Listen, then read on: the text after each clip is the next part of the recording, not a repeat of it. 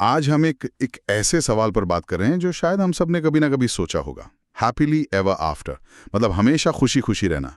क्या ये सच में होता है या ये बस एक कहानी है? हूँ। और इसी सवाल की चीर फाड़ करने के लिए हमारे पास एक सोर्स है, तू होवे मैं होवा। और ये सोर्स दो जोड़ों की कहानी के जरिए इसे देखता है। हाँ, एक रिश्ता जो खत्म होने वाला है और दूसरा जो अभी शुरू हो रहा है। बिल्कुल। एक तरफ हकीकत की कड़वाहट है और दूसरी तरफ उम्मीदों की मिठास। और कहानी यूनाइटेड किंगडम में सेट है, तो मतलब विदेश में रहने का जो दबाव है वो भी एक बहुत बड़ा फैक्टर है। हाँ, ये सोर्स हमें दिखाता है कि प्यार समय के साथ कैसे बदलता है, एक सपने से लेकर एक लंबी जिम्मेदारी की हकीकत तक। ठीक है, तो चलिए इसे खोलते हैं। पहले गैरी और केली की बात करते हैं। उनकी कहानी थोड़ी भारी है। सालों की शादी, 2 बच्चे। सोर्स के मुताबिक एक खूबसूरत प्रेम कहानी थी उनकी। थी, यही सबसे जरूरी शब्द है, थी। अब वो कहानी कहीं कहीं दब गई है। किसके नीचे?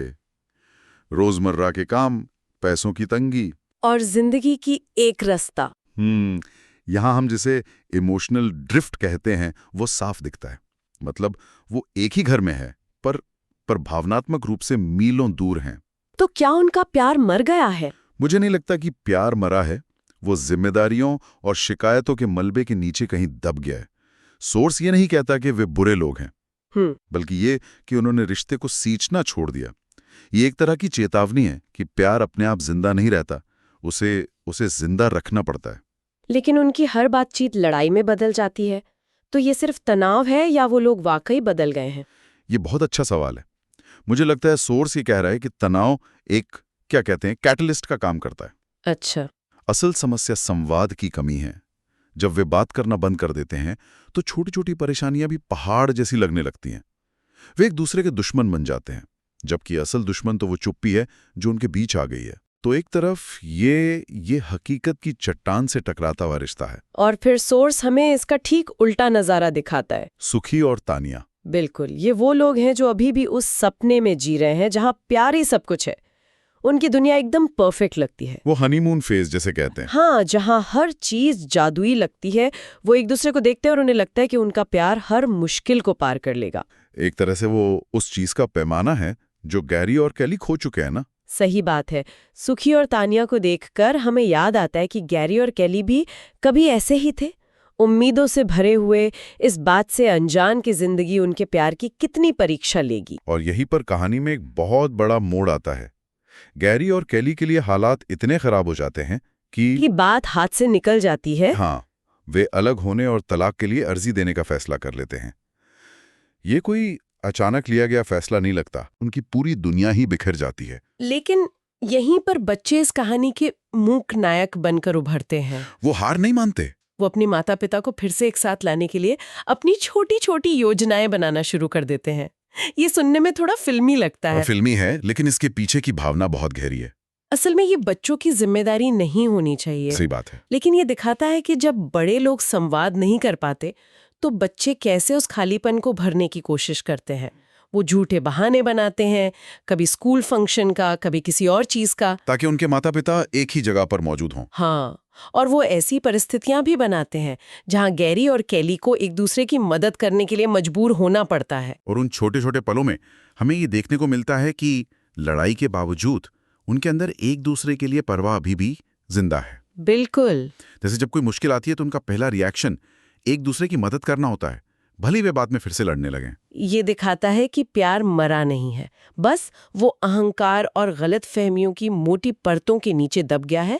बच्चे अनजाने में उन परतों को हटाने का काम कर रहे हैं। उनका अहंकार उन्हें मानने नहीं देता कि वो अब भी एक टीम है। पर बच्चों की ये कोशिशें उन्हें बार बार ये याद दिलाती हैं कि वो सिर्फ दो अलग लोग नहीं हैं, वो एक परिवार है। तो एक तरफ ये पुराना रिश्ता है जिसमें एक उम्मीद की किरण दिख रही है, और दूसरी तरफ इस अलगाव का असर नए रिश्ते पर पड़ना शुरू हो जाता है। सुखी और तानिया के लिए गैरी और केली का ये तलाक एक रियलिटी चेक बन जाता है ना। बिल्कुल, एक बहुत बड़ा रियलिटी चेक।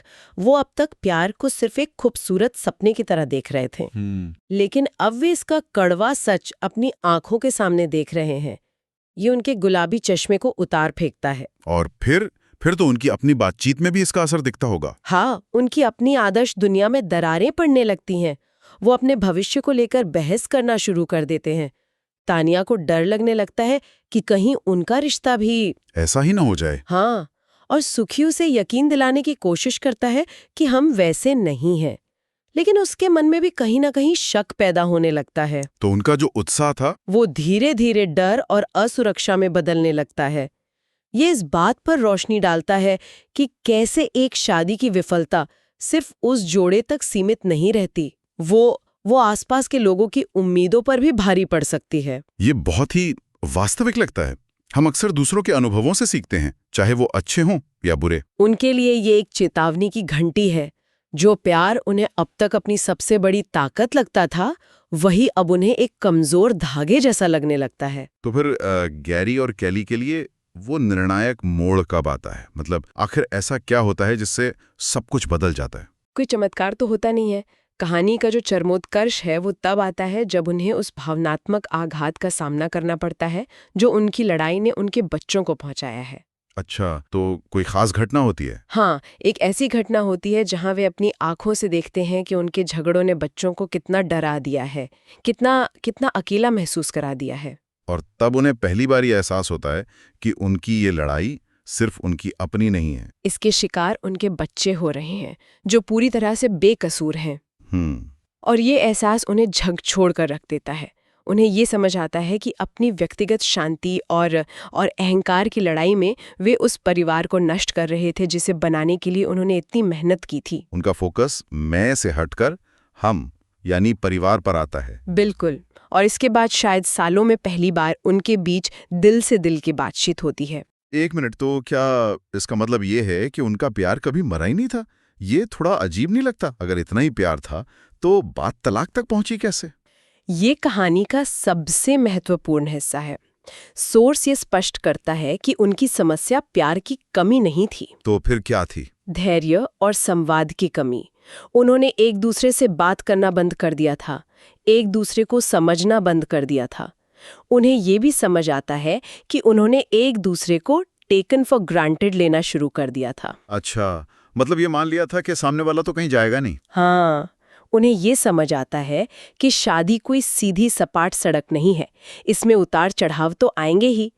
असली बात यह है कि जब रास्ता उबड़ खाबड़ हो तब आप एक दूसरे का हाथ पकड़ते हैं या छोड़ देते हैं। और उन्होंने हाथ छोड़ने का फैसला कर लिया था। ठीक कहा। वे ये भूल गए थे कि रिश्ते को सींचने की जरूरत होती है, ठीक एक पौधे की तरह।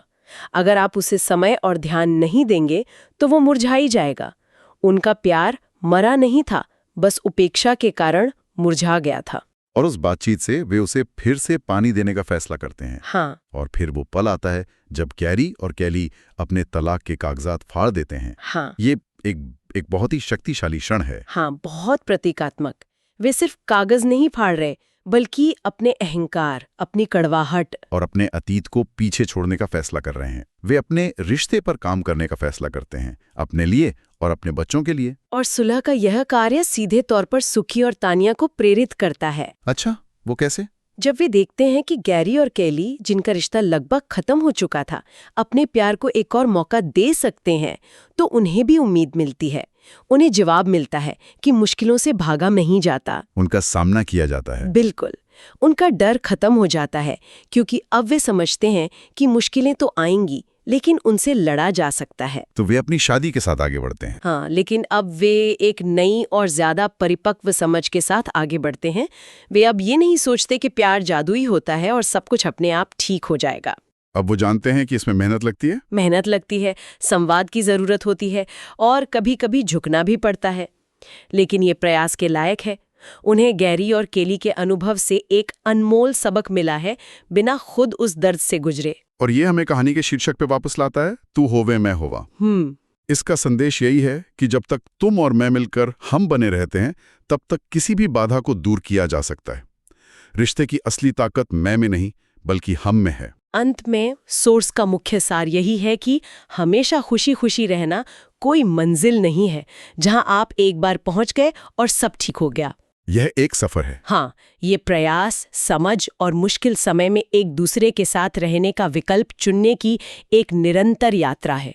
ये हर दिन किया जाने वाला एक चुनाव है। और कहानी दो समानांतर कथाओं का उपयोग करके इस विचार को खूबसूरती से दर्शाती है। एक तरफ चेतावनी है और दूसरी तरफ उम्मीद है। सही बात है।